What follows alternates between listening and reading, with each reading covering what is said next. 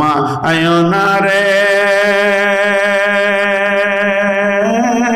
ও মনে নাম জপ মৌলার একদিন ঘুম ঘুমাবে তুমি কবরের মাঝার ও মনে ঘুমায় না রে ঘুমায় না রে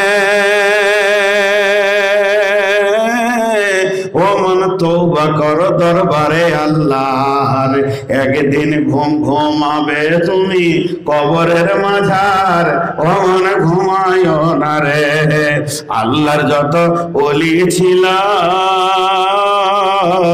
সকলে দুনিয়া ছাড়িল শুইল সকল কবর মাঝার ও মন ঘুমায় না রে ঘুমায় না রে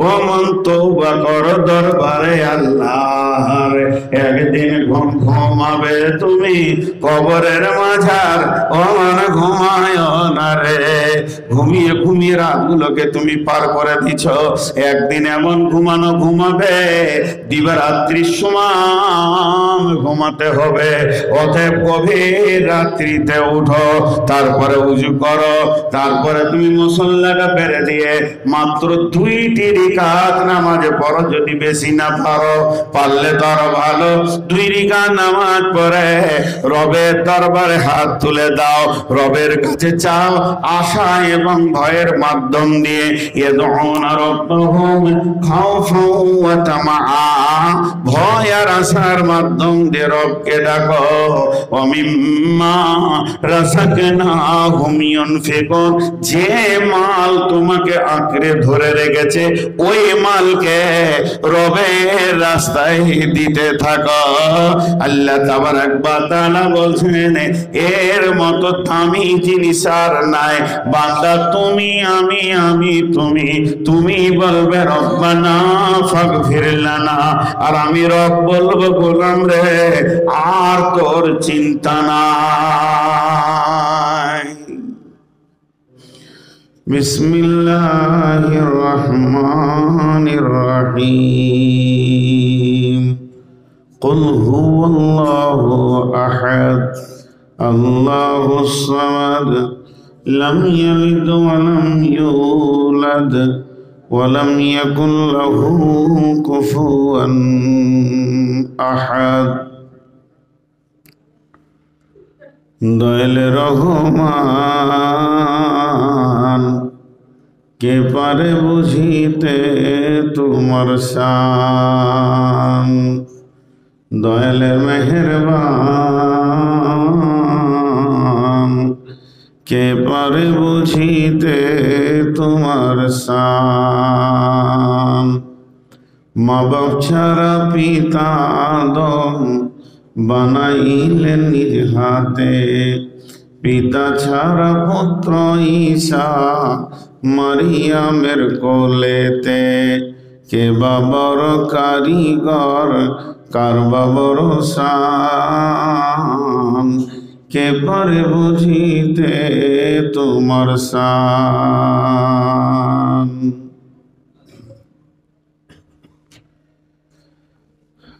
শ্রদ্ধেয় সুযোগ্য আজকের সবার সভাপতি উপস্থিত আকাশের তারকা সদৃশ্য আলেম ওলামাবৃন্দ সামনে আমার দিনদার ইমানদার মুমিন ভাই সকল এবং দূর দূরান্ত থেকে পর্দা থেকে শুননেওয়ালি মুমিনা মা ও বোনেরা প্রশংসা আল্লাহ গুণগান গণকীর্তন স্তব স্তুতি আল্লাহ যে মহান মুনিব এই হাড় কাঁপানো শীতের ভিতর দিয়ে ও আমাদেরকে এক মাদ্রাসা মহিলা মাদ্রাসা কেন্দ্রিক আয়োজিত মাহফিলে হাজির করেছেন আমরা সেই মহান মুনিবের দরবারে শুকরিয়া করি আলহামদুলিল্লাহ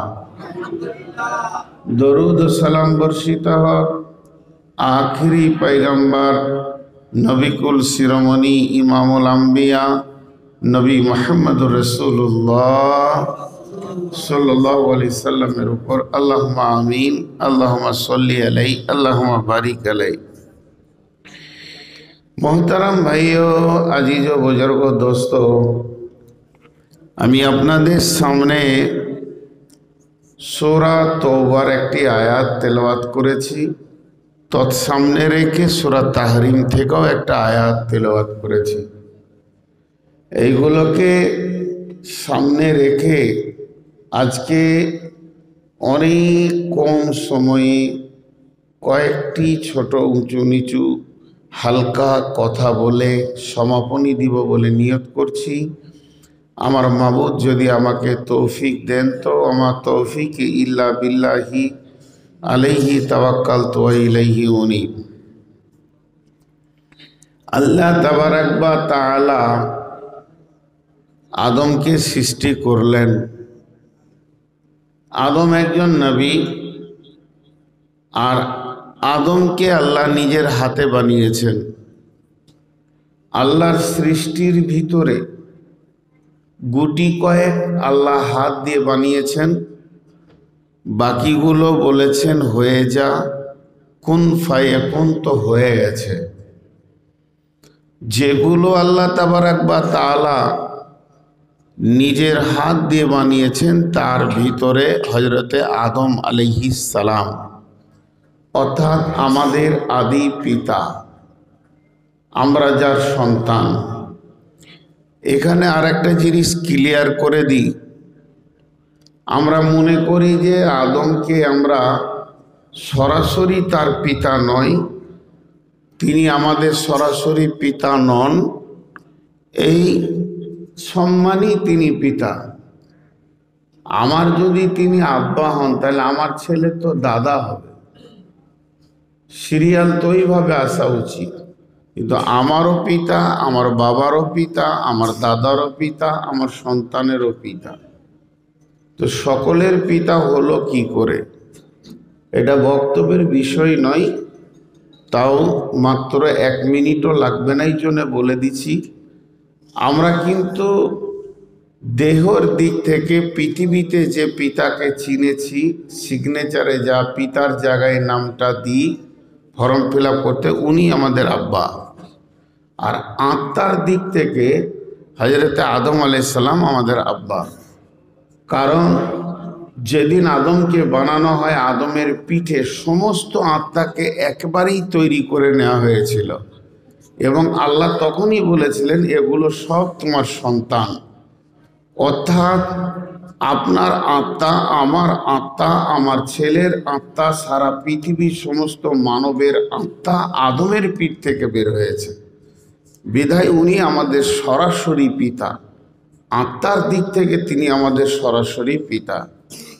সেই পিতা আদম আমাদের পিতা, এবং তিনি নবীর সিরিয়ালে প্রথম নবী। সহিহ বুখারী শরীফের হাদিস আছে, আল্লাহ রসুল বলছেন ইসলাম একটা প্রাসাদের নাম। ইসলাম একটা প্রাসাদের নাম। প্রাসাদ বলতে খুব জাঁকজমক, সুন্দর, নিখুঁত, ভালো একটা বড় ঘর, রাজবাড়ি, তাকে প্রাসাদ বলে। তো সেই ইসলামে একটা প্রাসাদের নাম। এই প্রাসাদে যতগুলি ইট লেগেছে, প্রথম ইটটা হচ্ছে হযরতে আদম, আর শেষ ইট হচ্ছে আমি নবী মুহাম্মদ রাসূলুল্লাহ সাল্লাল্লাহু আলাইহি সাল্লাম। প্রাসাদ কমপ্লিট হয়ে গেছে, আর ইট লাগবে না, আর নবী আসবে না। কিন্তু বড় দুঃখের বিষয়, সেই প্রাসাদে এখন আগুন লেগে গেছে।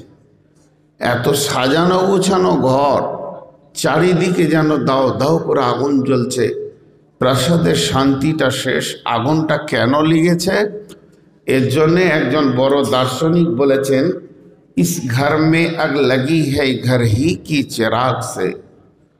এই প্রাসাদে আগুন লাগিয়েছে প্রাসাদ ওয়ালারাই, যারা বাস করবে শান্তির ঘরে, তারাই অশান্তি লাগিয়েছে। মুসলিমরা যত ইসলামের দুশ্মন হয়েছে, আদার্স কাস্ট ইসলামের অত বড় দুশ্মন নয়।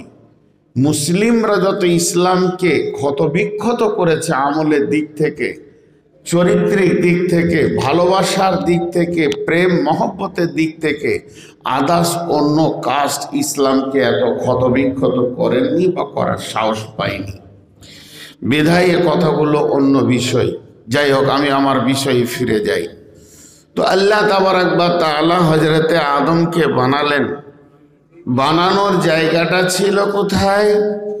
এই জমিনে নয়, ওটা ছিল জান্নাতুল ফেরদাউসের ভিতরে একটা ময়দান আছে। ময়দানটার নাম হচ্ছে আলামে আরওয়া। সেই জায়গাতে সমস্ত মানে আদম আলাইহিস সালামকে সেই জায়গাতে বানানো হলো এবং সমস্ত আত্মাগুলো বানানো হলো।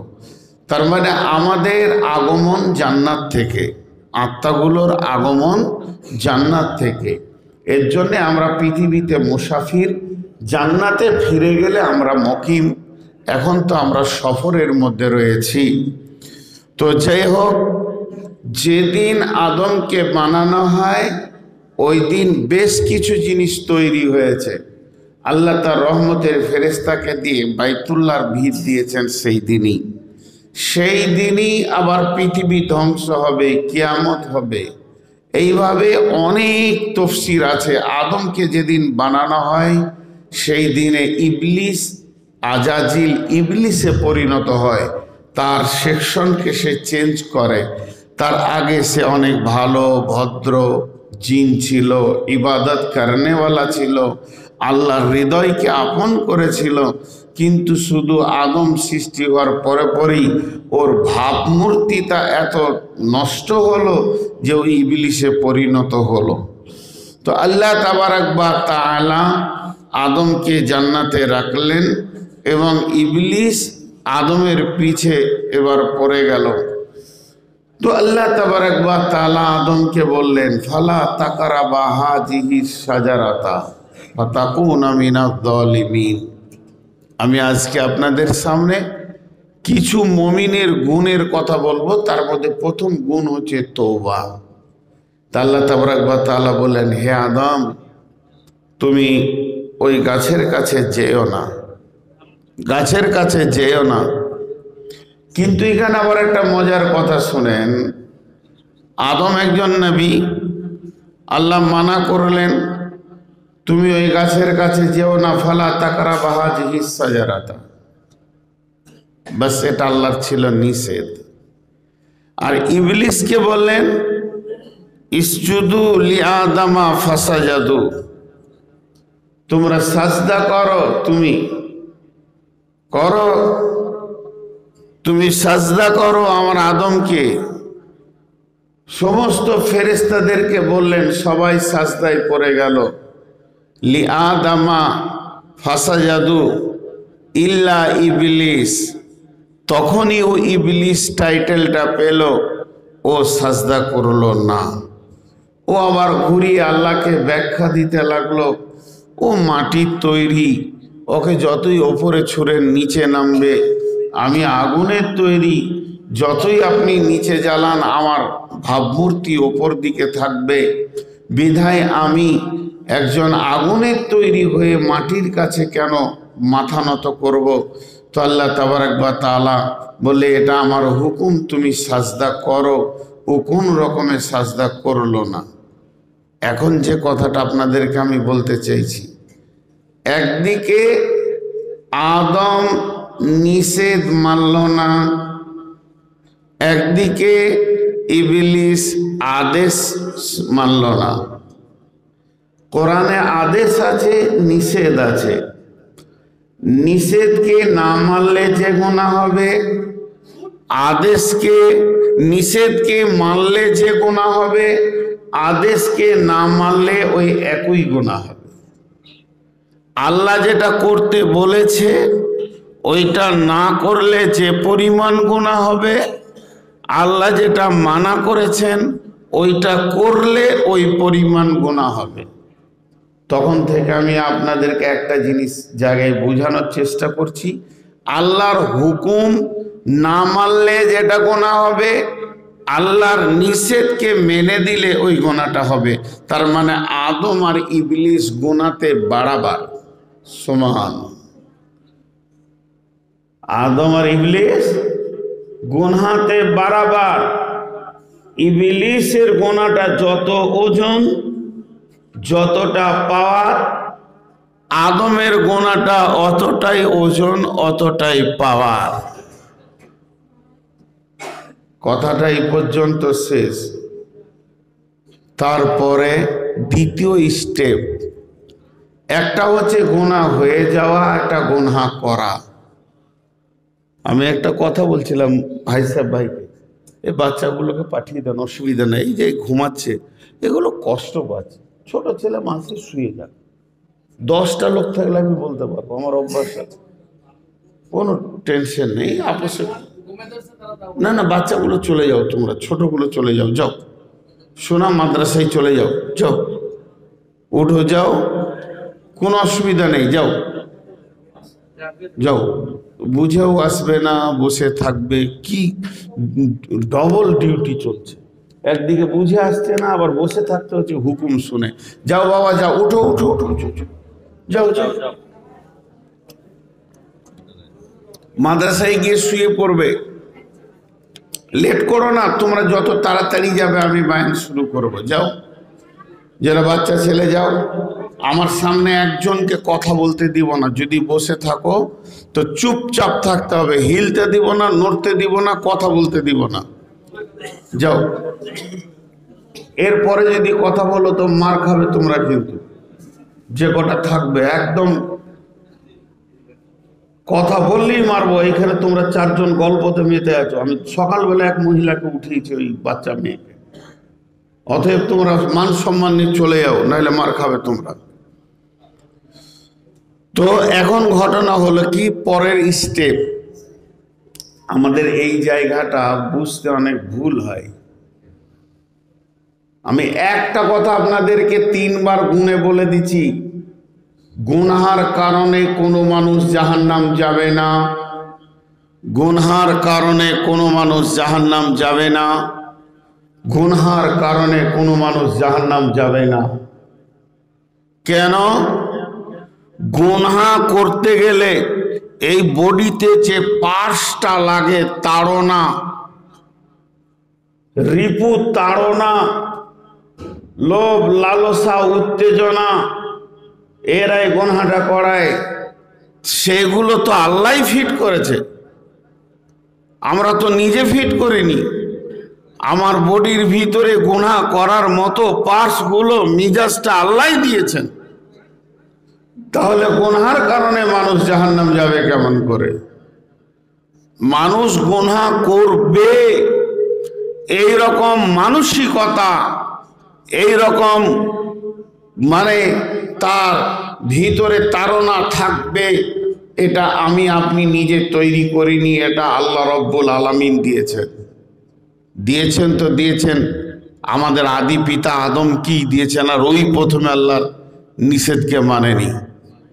কত বড় গুনাহ করেছে, আল্লাহর নিষেধকে স্বয়ং আল্লাহর সামনে মানছে না। আমরা তো আল্লাহকে দেখিনি। তো গুনাহ করা, গুনাহ হয়ে যাওয়া, এই দুটির মধ্যে আসমান জমিন পার্থক্য আছে। জি ভাই, এই জন্যে তওবার ওপরে কয়েকটি কথা আপনাদের সামনে বলবো, একটু ধৈর্য ধরে শুনবেন, যারা দূরে থেকে শুনছেন তারাও শুনবেন। পরবর্তীকালে কি হলো, সেকেন্ড টাইমে ইবলিসকে যখন আল্লাহ বললেন, ইবলিস তুমি ভুল করেছো, বলেন না আমি করিনি, আমি ঠিক করেছি, আমি মাটির কাছে মাথা নামও করব না। রব্বুল আলামিন সঙ্গে সঙ্গে তাকে লানতের তফ দিয়ে দিলেন। আউযু বিল্লাহি মিনাশ শাইতানির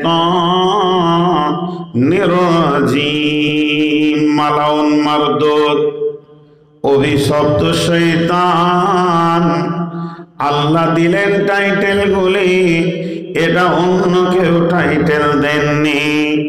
অতএব মিনাশ শাইতানির রাজিম, এর ভিতরে ভরা রয়েছে অভিশপ্ত মালাউন মারদুদ।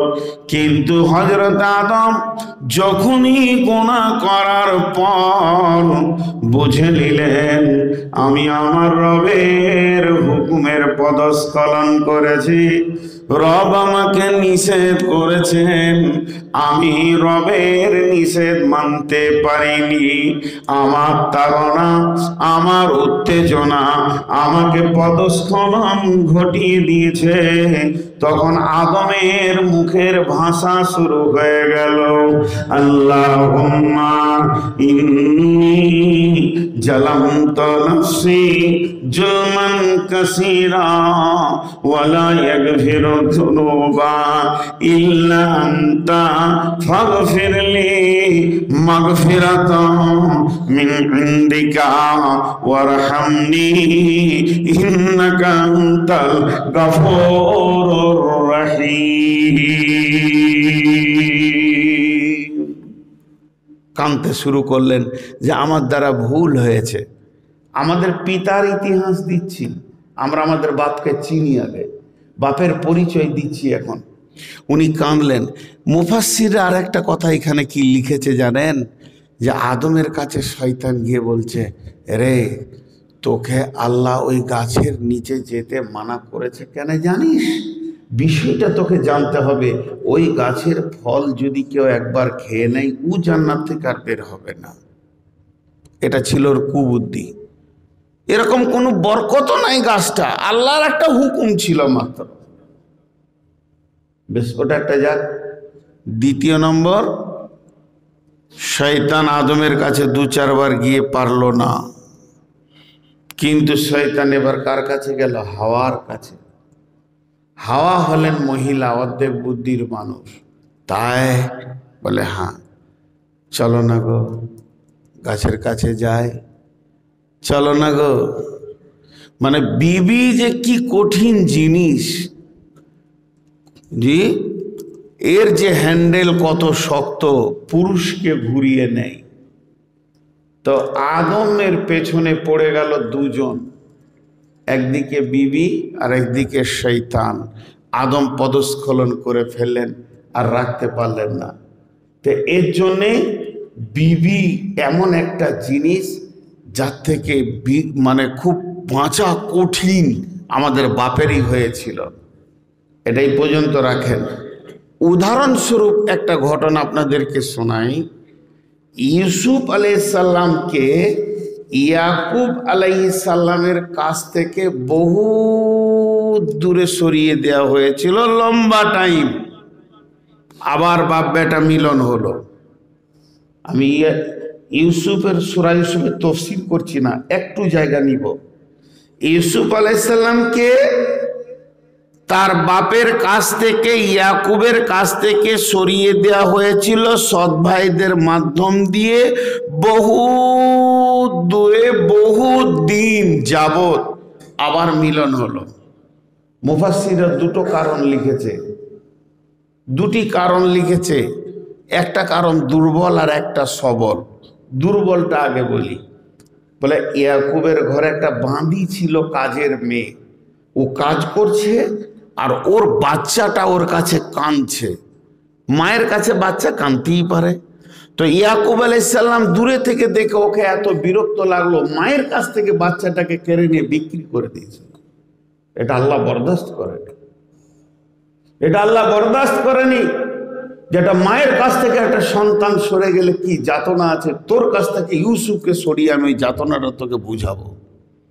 এটা একটা তফসিরে এনেছে। সেটা যাক, এটা দুর্বল বলছেন বড় বড় আলেমরা।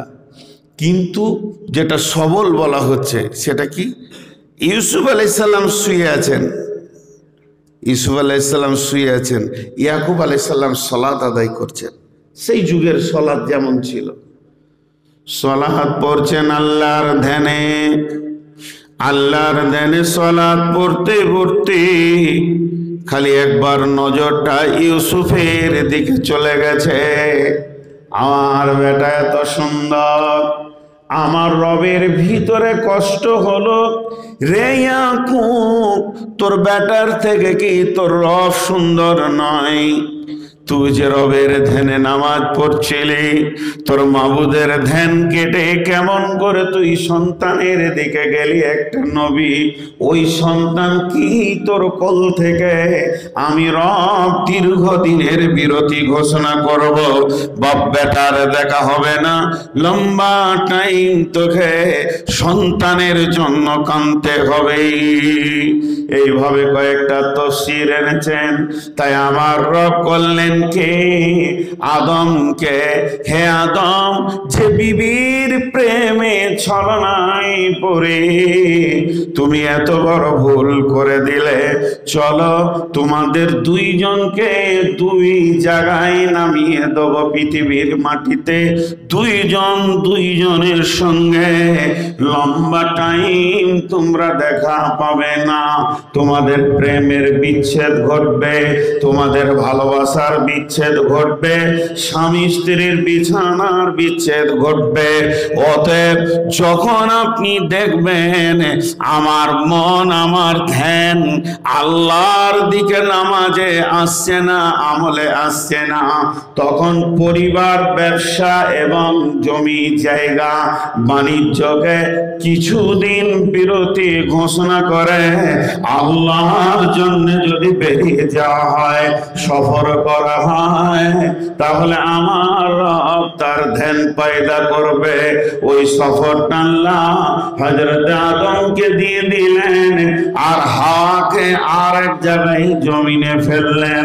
দুইজন কাঁদে, একই শব্দ দিয়ে কাঁদে, আল্লাহুম্মা ইন্নী জালামতু নাফসি জুলমান কাসীরা ওয়া লা ইয়াগফিরুদ দুনুবা ইল্লা আনতা ফাগফিরলি মাগফিরাতাম মিন ইনদিকা ওয়ারহামনি ইন্নাকা আনতাল গফুরুর রহিম।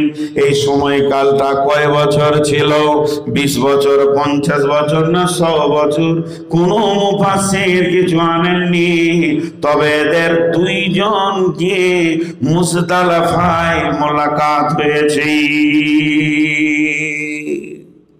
দীর্ঘ লম্বা টাইমের পর আদম আর হাওয়া কোথায় দেখা হচ্ছে? মুজদালিফার ময়দানে। মুজদালিফা গেছেন? মুজদালিফা গেছেন? হ্যাঁ, তো ওখানে গিয়ে দেখা হলো। মুজদালিফা শব্দের অর্থ কি? গেছেন তো লম্বা গলা করে আমাদের তাকাইছেন, মানে বলেন মুজদালিফা খামোকাই দাল। আরাফা তো আলাদা, মুজদালিফায় দেখা হয়েছে। তো মুজদালিফা শব্দের অর্থ কি বলেন? জি না,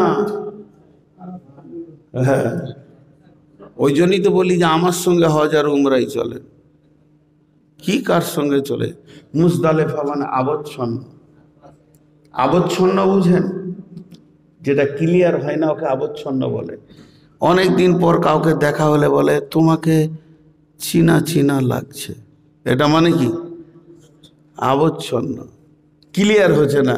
তা আদম হাওয়াকে বলছে তোমাকে চিনা চিনা লাগছে, উইও বলছে আপনাকে চিনা চিনা লাগছে। পাগলা, পৃথিবীতে তার দ্বিতীয় নাই, তোরাই তো দুজন না, আবার চিনা চিনা কি? 20টা মানুষ আছে নাকি? দুজনেই তোরে বাবা, ওটা তোরই বউ। 2 নম্বর কোনো আর বেটি ছেলে নাই যে তোর বউ হবে।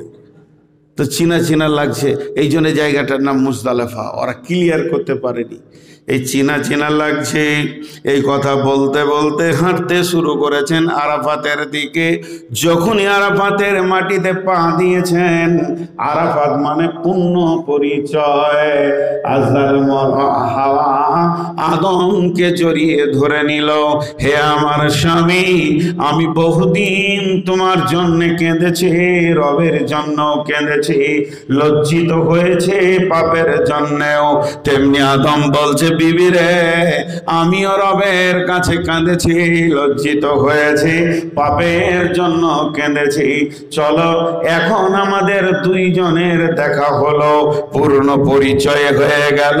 পরিচয়ের আরবি হচ্ছে আরাফাত। পরিচয় যখন হয়ে গেছে, আর একবার রবের কাছে 2টা হাত, তোমার আর আমার 4খানা হাত রবের কাছে একবার তুলে দেখি।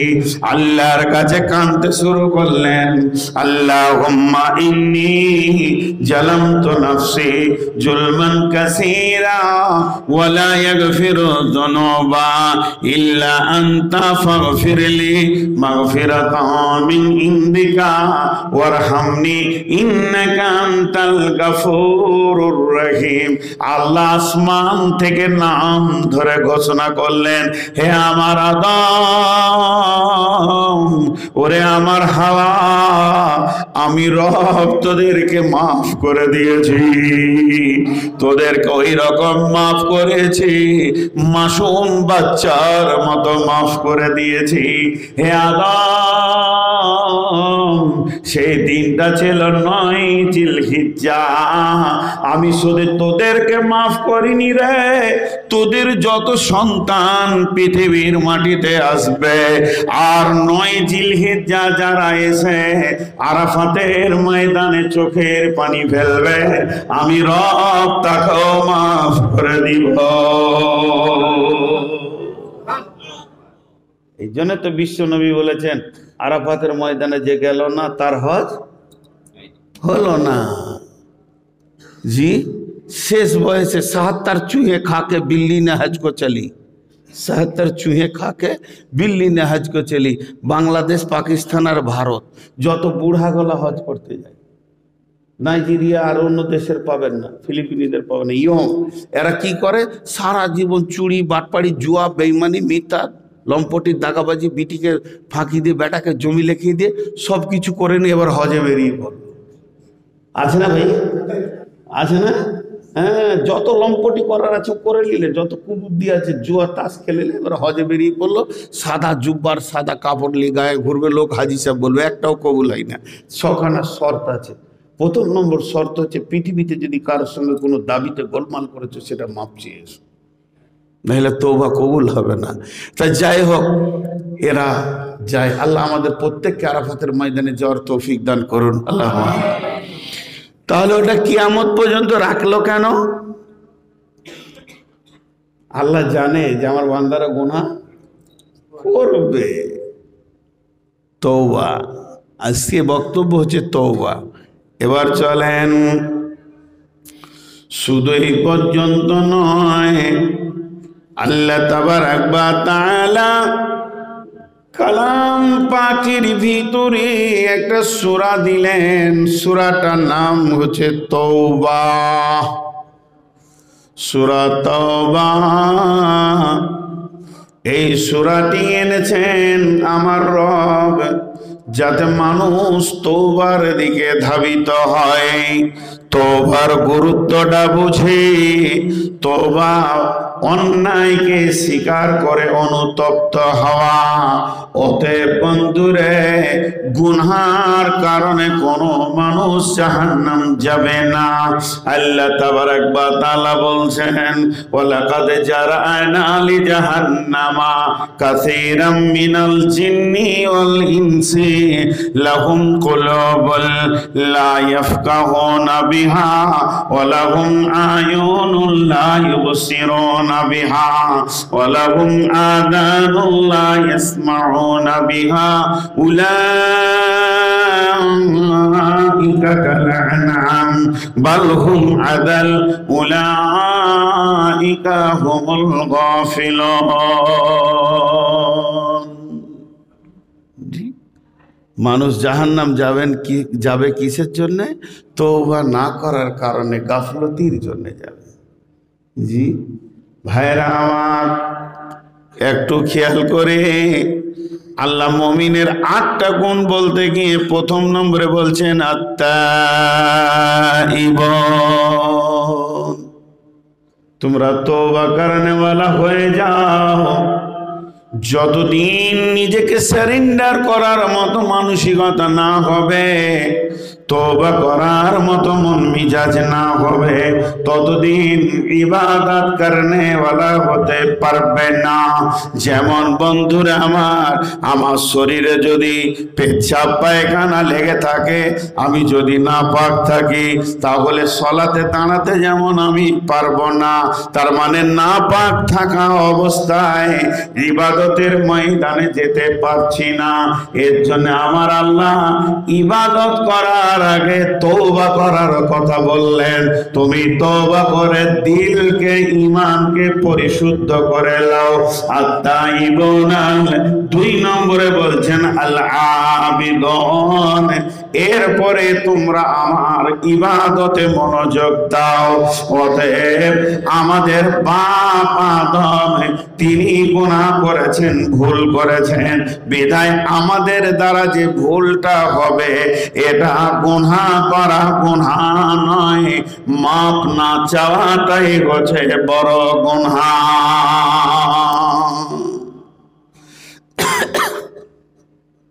আল্লাহ রসুল বলেছেন কুল্লু বানি আদমিন খাত্তা, প্রত্যেকটি বানি আদম ভুলের মধ্যে রয়েছে। আর ওয়া খায়রুল খাত্তাই আত-তাওয়াব, পৃথিবীর মধ্যে সমস্ত বানি আদম ভুলের মানিতে ডুবে আছে।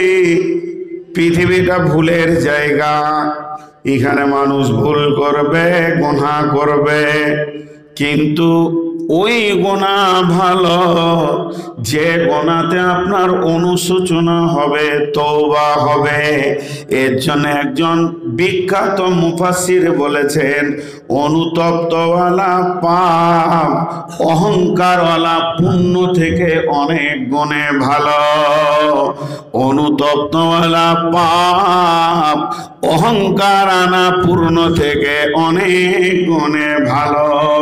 আল্লাহর নবী ক্লিয়ার করে দিয়েছেন, যে পাপে আপনাকে তওবার ময়দানে বসিয়ে দেয়, এই পাপটার থেকে যে সলাতে আপনার অহংকার এনে দেয়, ওই সলাতের থেকে এই পাপটা অনেক গুণে ভালো।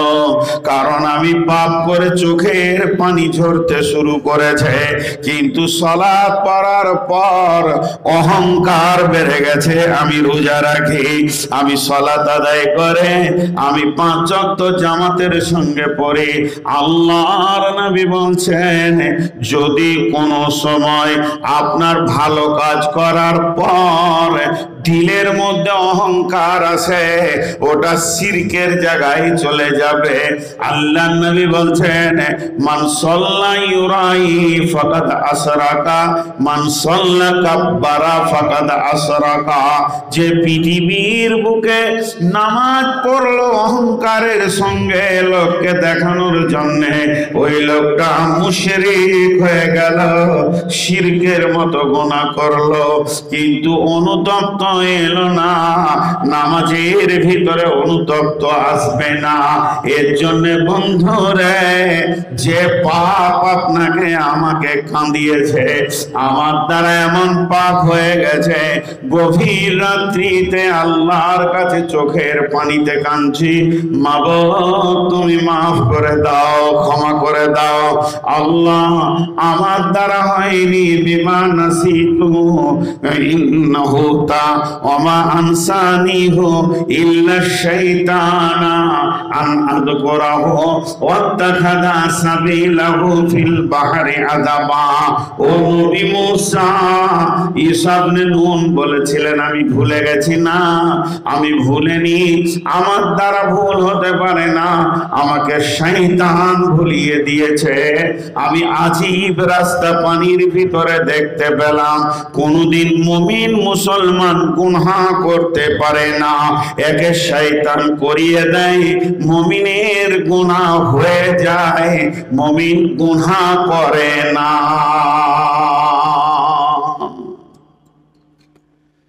মুমিনের গুনাহ হয়ে যায়, মুমিন গুনাহ করে না।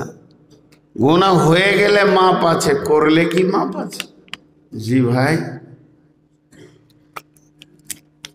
আল্লাহ বলছেন যে তোদের অবস্থা কেমন, দেখবি দল দল জিন, দল দল ইনসান জাহান্নামের ইন্ধন লকড়ি বানানো হচ্ছে। কেন? যে কারণগুলো বলেছে একটাও আল্লাহ বলেননি যে গুনহার কারণ।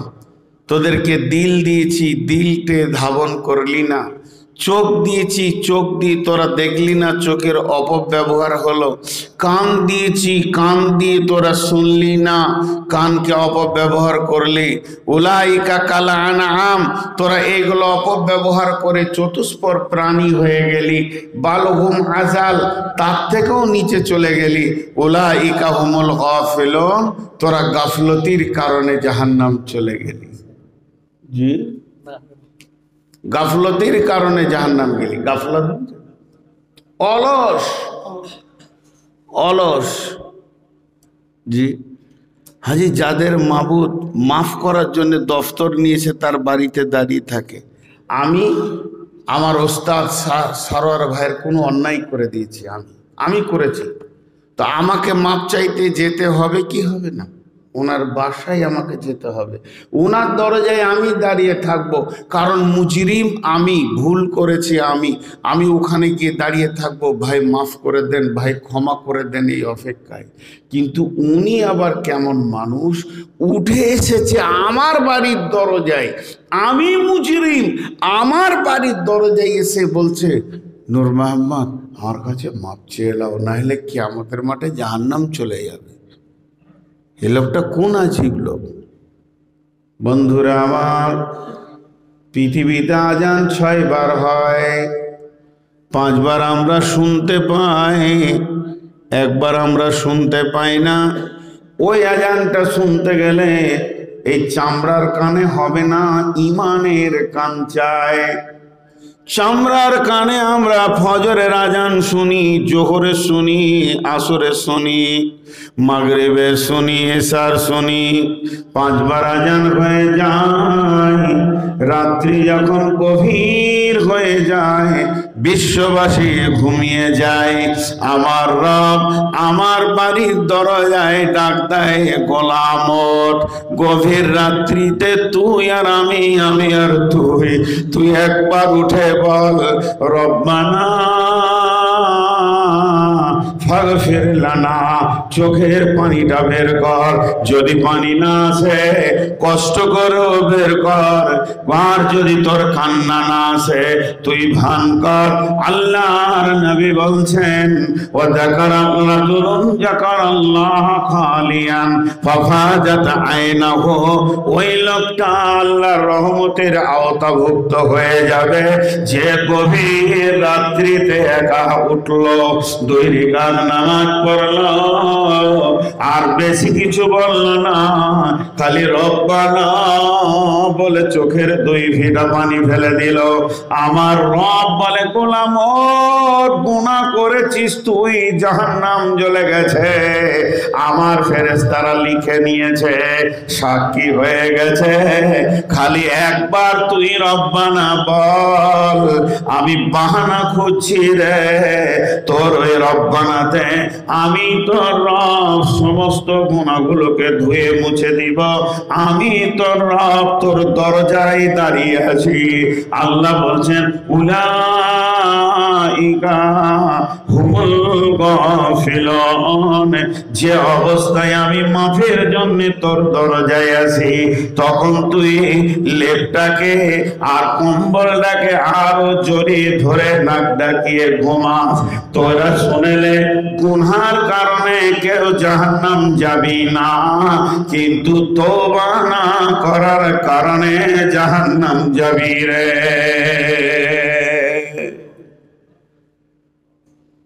গুনাহ করার মতো পাশ আল্লাহ দিয়েছেন, ঠিক আছে, তার ব্যবস্থাও তো আল্লাহ রেখেছেন, কিন্তু আমরা কেমন, তাওয়াক্কা নাই।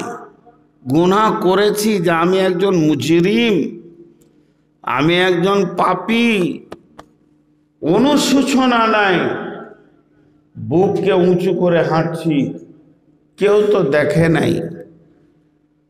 জি, তো আমার রব কত বড় মেহেরবান, আমার রব কত বড় মেহেরবান। মিশকাত শরীফে একটা হাদিস আছে যে এক মহিলা চুলাতে জাল দিচ্ছে, এমনি করে দাও দাও করে আগুনটা জ্বলছে, আর হাঁড়িতে মাল আছে, এমনি করে নাড়ছে, 4টা কাজ একসঙ্গে করছে। একবার করে হাঁড়ি নাড়ছে, একবার করে লকড়ি দিচ্ছে, আর একবার করে দ্বিতীয় আবার হাঁড়ি চাপাবে, তার জন্য আলু পেঁয়াজ রেডি করছে। তিনটে হলো। 4 নম্বর, তার একটা কোলের বাচ্চা 1-1.5 বছরের, পাছা ঘিসতে ঘিসতে খালি আগুনে হাত ভরতে গেছে, ওকে একবার টেনে সরাচ্ছে। একবার এদিকে কাজ করে, একবার হাঁড়ি নাড়ে, একবার লকড়ি ভরে, আর একবার বাচ্চাটাকে টেনে নিয়ে আসে। এই 4টা কাজে নিয়োজিত রয়েছে। এমন সময় বিশ্ব নবী ওখানে পৌঁছে গেছেন। আল্লাহর নবীকে দেখে মহিলাটা বলছেন, ও দয়ার নবী, ও আখিরি নবী, ও শেষ নবী, সাফিল মুজলাবিন, ও রাহমাতুল লিল আলামিন, আমার বুঝে আসছে না আমি এই বাচ্চাটার মা, আমি বাচ্চাটার আল্লাহ নই, আমি বাচ্চাটার মা। আমার যে মহব্বতটা বাচ্চার ওপরে আছে, আমার আল্লাহর লাখো কোটি গুণ বেশি মহব্বত আছে। আমি মা হয়ে চাইছি না আমার বাচ্চাটা আগুনে পুড়ে যাক, আমি বারবার টেনে সরিয়ে দিয়েছি। এইটুকুন মহব্বতে যদি আমি বাচ্চাকে আগুনে না দিতে পারি, আমার রব কেমন করে তার গোলামদেরকে জাহান্নামে দেবে? ও দয়ার নবী, আমার বুঝে আসছে না। বিশ্ব নবী বললেন, ও আমার সোনা আমার, এর জন্যে আল্লাহ তার বান্দাকে জাহান্নাম থেকে বাঁচানোর অনেক বাহানা তৈরি করেছে। কাঁদন না এলো কানার ভান করে নাও, ওটাই মাফের কারণ হয়ে যাবে। গভীর রাত্রিতে রব্বানা ফাগফির লানা বলো, অতি মাফ হয়ে যাবে। এই ঘুম ওই জাহান্নামের আগুন, জাহান্নামের দাও দাও লেলিহান আগুন, আমার রব শান্তি পাই না সেটা দেখে। নিশ্চয়ই তার গোলামের প্রতি এত মহব্বত আছে, গভীর রাত্রিতে গোলামের দরজায় দাঁড়িয়ে থাকে। এত বড় মাবুদ, তিনি আসমান জমিন সার্বভৌমত্ব একচ্ছত্র মালিকানা রাখেন। এই রকম মাবুদ গোলামের দরজায় দাঁড়িয়ে বলে, গোলাম রে একবার ওঠ আর চোখের পানিতে বল, রব্বানা তোকে আর জাহান্নাম যেতে হবে না।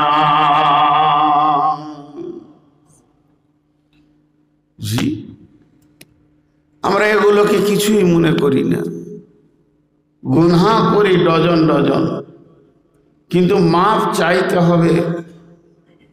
চিন্তাই নাই, চেতনাই নাই, সেদিকে আমাদের কোনো ভ্রুক্ষেপই নাই। এটা যে গুরুত্বপূর্ণ বিষয়, এ ব্যাপারে আমাদের কোনো আলোচনাই নাই। তওবা করা যে কত দামি জিনিস। বিশ্বনবী, যার আগের গুনাহ মাপ, পিছের গুনাহ মাপ, যিনি মাসুম নবী, নবীদের নবী, তিনিও প্রতিদিন কম বেশি সকাল আর সন্ধ্যা 100 বার ইস্তেগফার করতেন। 100 বার ইস্তেগফার করতেন। এখানে একজন উঠে দাঁড়িয়ে বলতে পারবো যে আমি প্রতিদিন 10 বার তওবা করি সকাল বিকাল? আমাদের হালাত দেখেন কোন জায়গায় দাঁড়িয়ে আছে, তওবা করি না।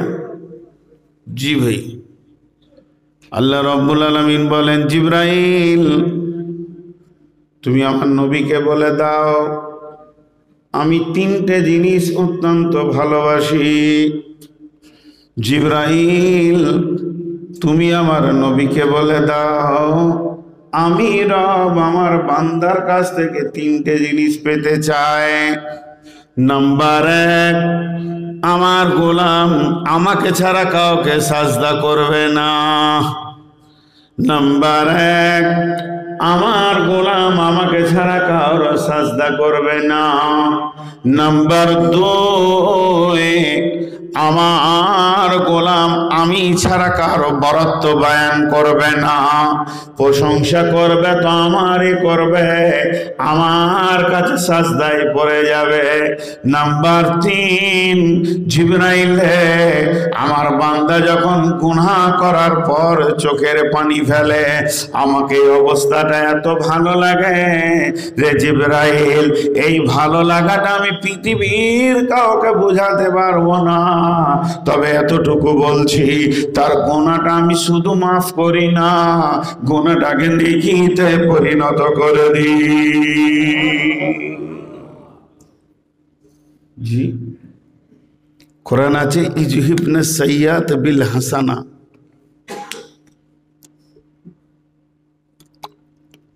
বিশ্বনবী কি বলছেন? যখনই তোমার দ্বারা কোনো একটা গুনাহ হয়ে যাবে, সঙ্গে সঙ্গে একটা নেকি করে নাও। ইজহিবনা সাইয়্যাত বিল হাসানা, তাহলে নেকিটা গুনার পরিপূরক হয়ে দাঁড়াবে, ওকে সরিয়ে দেবে, ওই জায়গাটা দখল করে নেবে নেকিটা। কত কৌশলের কথা বলেছেন, কিন্তু আমাদের এই কৌশল জানা নাই। আমরা গুনাহ করতে খুব মাস্তান, কিন্তু তওবা করার ময়দানে আমরা নামবো না। ভাইয়েরা আমার, বন্ধুরা আমার, আল্লাহর নবী রাসূল আরবি বলছেন, তওবা এমন একটা জিনিস, আল্লাহ কালাম পাকের মধ্যে বলছেন, ইয়া আইয়ুহাল্লাযীনা আমানু তুবু ইলাল্লাহি তাওবাতান নাসুহা, হে ঈমানদারগণ তোমরা তওবা করো আল্লাহর কাছে প্রতিজ্ঞাবদ্ধ দীর্ঘ সংকল্পের তওবা। তোমরা তওবা করো আল্লাহর কাছে প্রতিজ্ঞাবদ্ধ দীর্ঘ সংকল্পের তওবা। এমনি মৌখিক তওবা নয়। যখন আপনি আমি তওবা করব, তখন যেন 100-তে 100 আমার দিলের মধ্যে থাকে যে আমি আর জ্ঞানবশত এই পাপ করব না। বাস। একজন মুফাসসির কি বলছে, তোমার লম্বা লম্বা দোয়া জানা নাই, খালি একটা জিনিস জানো, বলে কি, রব্বানা, আর কাঁদো, কাজ হয়ে যাবে। উনি বলছেন তুমি সাধারণ মানুষ, তোমার লম্বা দোয়া জানা নাই, নিরক্ষর তুমি মাওলানা নও, তো তোমার শর্ট দোয়া হচ্ছে রব্বানা বলে কেঁদে দাও। বাচ্চা ছেলে কি করে যখন কথা শিখেনি? কাঁদে। বাচ্চার কাজ হচ্ছে কেঁদে দেওয়া, আর মায়ের কাজ হচ্ছে ওর কান্নাটাকে থামাই দেওয়া। কোথাও অসুবিধা আছে এটা মা খুঁজে বের করে নেবে। কোন জায়গা থেকে ও কাঁদছে, কোন অ্যাঙ্গেল থেকে কাঁদছে, এটা কে বের করবে? মায়ের ডিউটি। গভীর রাত্রিতে উঠে তুমি খালি রব্বানা বলে কাঁদো। যখন তোমার চোখের পানি অশ্রু ধারা বইবে, সারা পৃথিবীর রবের ডিউটি পড়ে যাবে গোলামের চোখের পানি বন্ধ করা। কেন অশ্রু গোলাম রে? মামলায় ফেঁসে গেছো, বিপদ হয়েছে, ঋণ হয়েছে, ব্যবসা পেছন দিকে যাচ্ছে, তোমার কি জাহান্নামের ভয়? তুমি গুনাহ করে ফেলেছো। এহকাল পরকালের কোন জায়গাটা ঘাটতি আছে আমি যত না জানি, আমার রব তার থেকে বেশি জানে।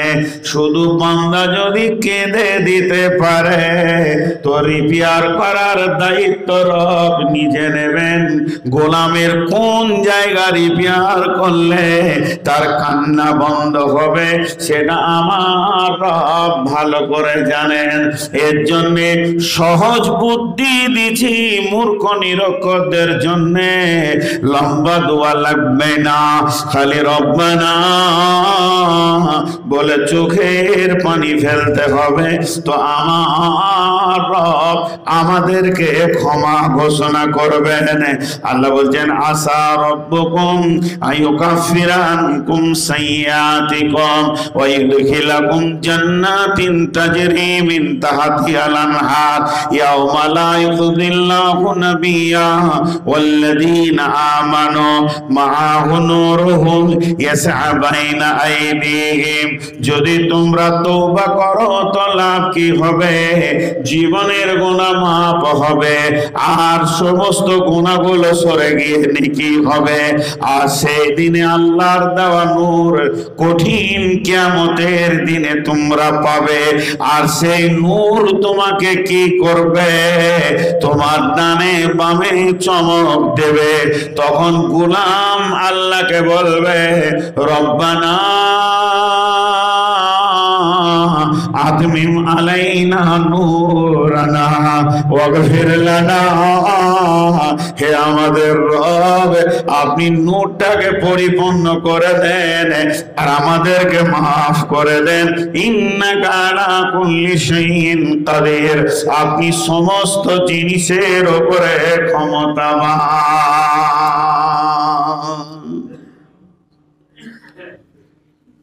জি সূরা নূরটা বের করেন, দেখুন তো 9 নম্বর কি 10 নম্বর একটা আয়াত আছে। নূ 29 নম্বর পারাতে আছে। আল্লাহ কি বলছেন? তওবা যে কত মজবুত জিনিস। ওস্তাদ আপনার কষ্ট হয়েছে না? আমার ওস্তাদ আমি কত সৌভাগ্যবান, যেখানেই যাই ওস্তাদ পাই। হ্যাঁ কই না ওইটা আছে। হ্যাঁ আল্লাহ বলছেন ফাকুলতু ইস্তাগফির লাকুম ইস্তাগফিরু রাব্বাকুম ইন্নাহু কানা গাফফারা ইউরসিলিস সামা আলাইকুম মিদরারা। তওবা করো, আল্লাহ তোমাদের গুনাহকে মাফ করবে। আর যখন গুনাহ মাফ করবে আসমান থেকে পানি বর্ষণ হবে, তোমাদের রুজির সংকট মিটে যাবে। যদি কারো বাড়িতে অত্যন্ত অভাব দেখা দেয় ওকে ঘন ঘন তওবা করতে হবে। আর তওবা করলে আল্লাহর আসমানের খাজানার বরকতের দরজা খুলে যাবে। আল্লাহ তাবারাক ওয়া তাআলা বলছেন তোমরা তওবা করো, নিশ্চয়ই আল্লাহ মাফ করবেন। এখনো তওবার দরজা বন্ধ হয়নি। যতদিন পশ্চিম দিকে সূর্য না উঠেছে ওয়াতুলুস শামসি মিনাল মাগরিবিহা, যতদিন পশ্চিমে সূর্য না উঠেছে অতদিন তওবার দরজা খোলা আছে। পৃথিবীর কোন মুফাসসির কথা বলতে পারবে না যে এখনো তওবা কবুল হবে না। তওবা কবুলের রাস্তা খোলা আছে। আর মানুষ তওবা করলে আসমান থেকে বৃষ্টি হবে। আর এই বৃষ্টিটা মিদরারা বলা হয়েছে। এই বৃষ্টিটা রহমতের বৃষ্টি নয়, রাজ্জাকের রহমতের বৃষ্টি হবে। আর যখন তোমার রহমতের বৃষ্টি হবে তখন তোমার জন্য রুজির দরজা খুলে যাবে।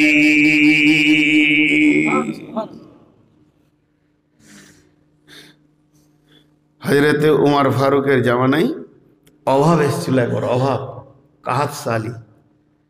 তো অভাবে চারিদিকে মদিনায় ছেয়ে গেছিল অভাব, মানুষ অভাবের তাড়নায় কষ্ট পাচ্ছিল। হযরতে উমর একটা চিঠি লিখলেন বিদেশি গভর্নরকে যে আমার দেশে অত্যন্ত অভাব চলছে, তা আপনি কিছু মাল পাঠান যেগুলোকে কন্ট্রোল করে রিলিফ করে নাগরিকের ভিতরে আমি বন্টন করব, আবার সচ্ছলতা এসে গেলে আবার আপনার মাল পরিশোধ করে দিব। চিঠিটা লিখেছেন, চিঠিটা দেননি, আর বালিশের নিচে রেখে দিয়েছেন। রাতে ঘুমিয়ে আছেন, সকালে চিঠিটা পাঠাবেন।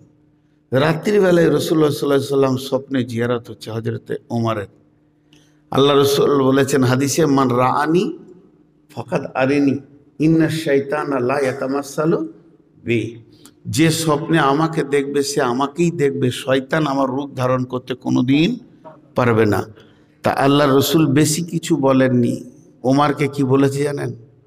ওমর খুব আফসোসের কণ্ঠে বলেছেন, ওমর তোমাকে আমি অনেক চালাক মনে করতাম, তুমি একটা নির্বোধ গাধা, কোনো হুঁশ নাই তোমার, নির্বোধ তুমি। সকালে ঘুম ভেঙেছে, ওমর কাঁদছে, ডুকরে ডুকরে কাঁদছে। নবীজি আমার প্রতি অসন্তুষ্ট, নবীজি আমার প্রতি অসন্তুষ্ট। ওই মন ভারাক্রান্ত নিয়ে উনি ইমামতি করলেন। সালাম ফেরার পর চোখের পানিতে কাঁদা কাঁদা আওয়াজে সাথীদেরকে বলছে, হে রসুলের সাহাবীরা, তোমরা আমাকে সাহায্য করো, আমি কি করে আমি আমার গুনাহ থেকে বাঁচতে পারি। আমার রসুল আমার কাছে নারাজি অবস্থায় এবং আমার রসুল আমার প্রতি অসন্তুষ্ট অবস্থায় আমার সঙ্গে জিয়ারত হয়েছে। সাহাবীরা সব বসে গেলেন, কি হলো কি হলো কি হলো। কেউ বলছে, হুজুর নতুন কোনো আমল শুরু করেছেন নাকি আপনি, যেটা হয়তো রসুল বলেননি। বলেন না, তা তো করি নাই। তো প্রতিদিনের আমল আপনার সিরিয়াল ঠিক আছে, কিছু ছাড়া গেছে নাকি দেখেন। না, তা তো ঠিক আছে। বলে আজকালের মধ্যে নতুন কিছু করেছেন? হযরত ওমর বলে ফেললেন, আমি একটা চিঠি লিখেছি বিদেশি গভর্নরকে। ওই গভর্নরকে অভাবের কথা লিখেছি, যাতে করে অভাব মুক্ত হয়ে যায়। তারপরে মালটা তার কি করে দিব, রিটার্ন করে দিব। সাহাবীদের মধ্যে বলে ফেললেন, আমিরুল মুমিনিন, খলিফাতুল মুসলিমিন, এটা কত বড় অন্যায় করেছেন, একবার ভেবে দেখেন। বিদেশি গভর্নরকে স্মরণ করলেন, কিন্তু আপনার একদম ঘাড়ের রগের নিকটে আল্লাহ রয়েছে, দরখাস্তকে আল্লাহকে দেওয়া যেত না। হযরত ওমর টুকরে কেঁদে উঠলেন এবং তওবা পড়তে লাগলেন, ইস্তেগফার পড়লেন, আর চিঠিটাকে এনে এইভাবে সকলের সামনে ফাড়তে শুরু করলেন, টুকরো টুকরো করে ফেলে দিলেন। আর মাবুদকে বলেন, মাবুদ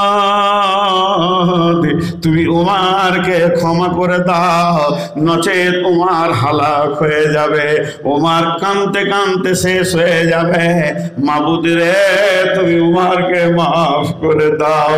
তিনি তওবা করতে করতে সাথীদেরকে বললেন, চলো যাই ইস্তিসকা নামাজ পড়ে, আর নামাজের মাধ্যম দিয়ে আল্লাহর কাছে মিদরারা মুষলধারে বৃষ্টি চেয়ে নি। বৃষ্টি হয়ে গেলে মদিনা হারাভারা হয়ে যাবে, অভাব দূর হয়ে যাবে। হযরতে ওমর তওবা করলেন, খোলা ময়দানে সাহাবীদেরকে নিয়ে ইস্তিসকা নামাজ পড়লেন। নামাজ শেষ হয়ে গেল, হাত দুটি রবের দিকে তুলে বলছে, রব, সেই গুনাহগার, যে গুনাহগার আপনাকে ছেড়ে দিয়ে অন্য জায়গায় স্মরণ করেছিল, ওই গুনাহগার তওবার হাত তুলেছে এবং ভিক্ষার হাত তুলেছে। আল্লাহুম্মা আসকিনা গায়সাম মাগিসাম মারিয়াম মারিয়া। যে হযরত ওমর দোয়া ধরলেন, অমনি ঘন কালো মেঘ উঠে গেল, গর্জন ছেড়ে বৃষ্টি হতে লাগলো। মেঘের গর্জন এমন জোরে মেরেছে, গর্জনের ভিতর থেকে মানুষের মতো আওয়াজ এসেছে। কোন কোন সাহাবী সাহাবী বলেন, আমরা শুনলাম আমিরুল মুমিনিন আপনি যখন আল্লাহর কাছে কাঁদছিলেন, আল্লাহ আপনার তওবাটা এত কবুল করে নিয়েছে, আপনি পানি চেয়েছেন তাই পানি দিয়েছে। মেঘের গর্জনে আওয়াজ এলো, মেঘ যেন বলছে ওমর রে, আজকে আল্লাহ তোর প্রতি কত সন্তুষ্ট হয়েছে জানিস কি? তওবা করার কারণে তুই যদি পানি বাদ দিয়ে যদি ফসল চাইছিস, আমার রব তার গোডাউনের ফসলের বৃষ্টিতে ভরে দিত। তওবা এমন একটা জিনিস, আল্লাহ সন্তুষ্ট হন। আমরা সকলে তওবা করব, ঘন ঘন তওবা করব। সবাই একবার ইস্তেগফার করি, আস্তাগফিরুল্লাহাল্লাযী, জোরে বলেন, জোরে বলেন, আল্লাহ সন্তুষ্ট হবে এই নিয়ত বলেন, আস্তাগফিরুল্লাহাল্লাযী লা ইলাহা ইল্লা হুয়াল হাইয়ুল কাইয়্যুম ওয়া তুবু ইলাইহি। একবার বাংলায় বলি, হে আমাদের রব, আমাদেরকে মাফ করে দেন, তোমার বিয়াদব গোলাম আমরা, আমাদেরকে ক্ষমা করে দাও। আল্লাহ খুশি হবেন, আল্লাহ খুশি হবেন। আমরা জানি না যে আল্লাহকে খুশি কিভাবে করতে হয়। আমার রব 70 বছরের কঠোর পাপীকেও মাফ করতে রাজি। তিনি মেহেরবান, তিনি মেহেরবান। আল্লাহর পরিচয় তো আমরা জানি না ভাই, কি কঠিন। আজকে আমরা শুধু বসেছি, কিচ্ছু নাই, ফালতু বকছি। আল্লাহ তাবারক ওয়া তাআলা বলেন, বিশ্ববাসী তোমরা শোনো, এসো আমার কাছে। আমার কাছে আসার পর তোমরা গভীর রাত্রিতে উঠো। তাতাজাফা জুনুবুহুম আনিল মাজাজি'i ইয়াদউনা রাব্বাহুম খাওফাও ওয়া তামাআ ওয়া মিম্মা রাযাকনাহুম ইউনফিকুন। বিশ্ব নবীকে মেরাজে নিয়ে যাওয়া হয়েছিল রাত্রিতে না দিনেতে? যারা বলে রাত্রিতে, দিনেতে নয়। কেন কেন কেন? আল্লাহর সাথে মোলাকাতের টাইম হলো গভীর রাত। মানুষ তখন কোনো চিন্তা চেতনা রাখে না। ওয়াজআলনান নাহারা মাআশা, আমার রব বলছেন দিন বানিয়েছি রুজি তল্লাশের জন্য। তখন তোমাদের বিভিন্ন চিন্তা থাকবে। আল্লাহু লা ইলাহা ইল্লাহু আল হাইয়ুল কাইয়্যুম লা তাখুযুহু সিনাতু ওয়ালা নাওম। নবী মুসা বলছেন, হে আমাদের রব, আপনি কি ঘুমান না? আমার রব বলছে, মুসা রে, আমার ঘুমানোর প্রয়োজন নাই। বলে ক্লান্তি কি হবে না? আল্লাহ বললেন, নবী মুসা তুই পাহাড়ে বসে যা। উনি বসে গেলেন, 2 হাতে 2টা কাঁচের পেয়ালা দিয়েছেন।